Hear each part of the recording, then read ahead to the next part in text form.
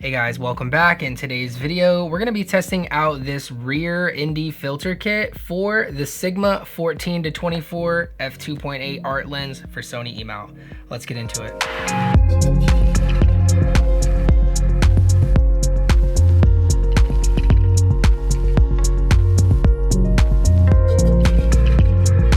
Hey guys, Valencia here from STARSTRUNG Productions. I recently picked up this Sigma 14-24 f2.8 art lens for Sony E-mount, and this actually also applies to the Leica version as well because they both share this system here for mounting ND filters on the rear of your lens. And this kit from HAIDA here actually solves that problem.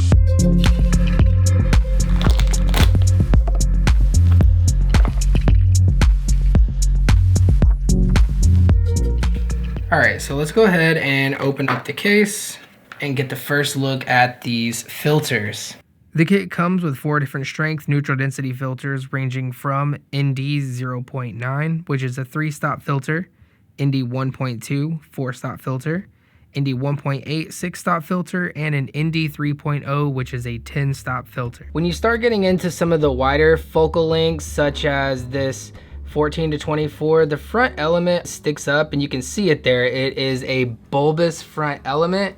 And when you get into these larger front elements like this, oftentimes you have to mount either a matte box or one of those 150mm glass filter holders. And it would be, you know, roughly like this size on top of the lens. So on a traditional lens, whenever we're using ND filters, we just simply screw this onto the front of our lens. But with these, the petals of the lens and the lens hood itself are actually built into the lens, and there are no threads in here to thread on a front ND filter. So they've created this brilliant way to use small, tiny little filters. Like, look at this. I can fit 4 tiny little ND filters in the palm of my hand. And this is perfect for travel because I can just slip this right into my bag and I'm good to go. So for installing these, it's actually pretty easy. All you have to do is simply pick one up. This is the ND 0.9, which is a 3-stop filter, and you just drop it on and lock it in, and that's perfection there. And there's no vignetting. There's no color casting as well, and we're gonna go out and test this out in just a moment. So who is using ND filters? Well, oftentimes photographers use them for long exposure photography, especially during the daytime. If you wanna smooth out the water textures or maybe get some motion blur in the clouds or even a crowd or traffic.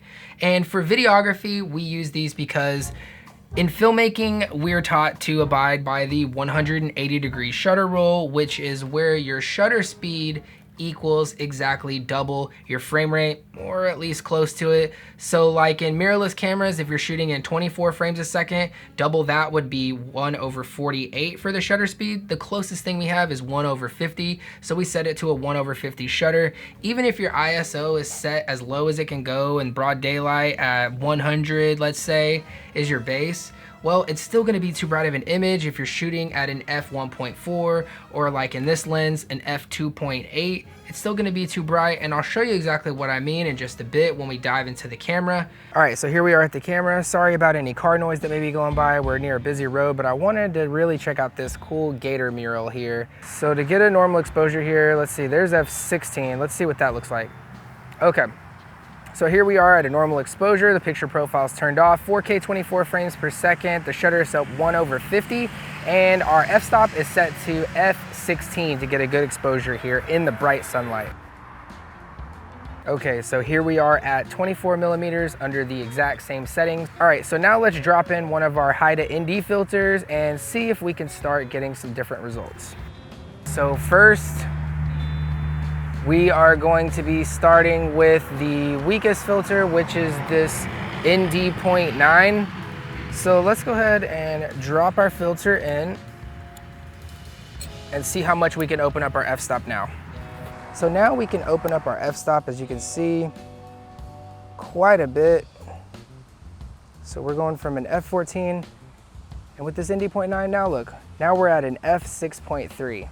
Much better at a 6.3, but we're still not getting that background blur that we're paying for with this f2.8 lens.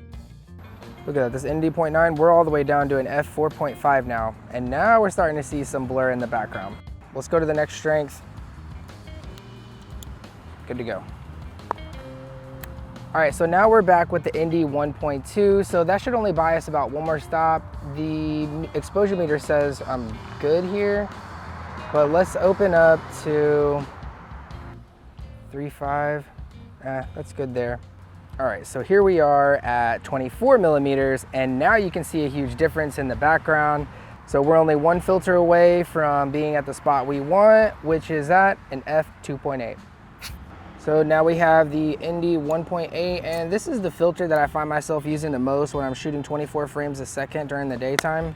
So let's put that on now. All right, so now we're at the ND 1.8, it's a 6-stop filter. Now we can open our lens up all the way. And for this particular scene,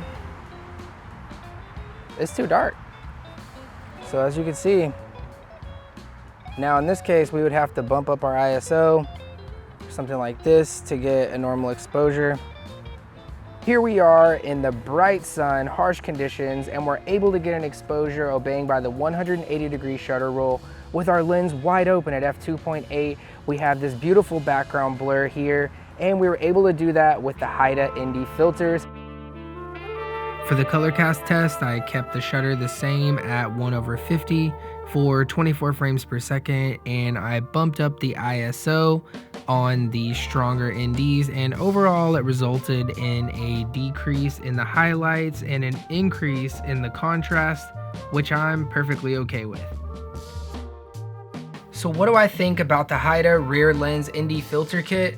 Well, I think they're extremely high quality, and if you saw my last video where we cut our own rear ND filters out of the template that comes with the lens and these Lee rear ND filters, then you would know that the color shift on these is crazy. It's extremely crazy, and you have to do a lot of editing, and for video, I don't know if you'd be able to save it. With these, they are extremely high quality. You don't lose any detail. There's no vignetting, no color casting. They're small, they're in a tiny little package that's 4 filters. And one of the most important things, obviously, is affordability. And this kit for the 4 filters, I paid $109 for. I've even seen it online for as low as 75 bucks for the 4 kit. Also, I've even seen this Sigma 14-24 come with the filter kit.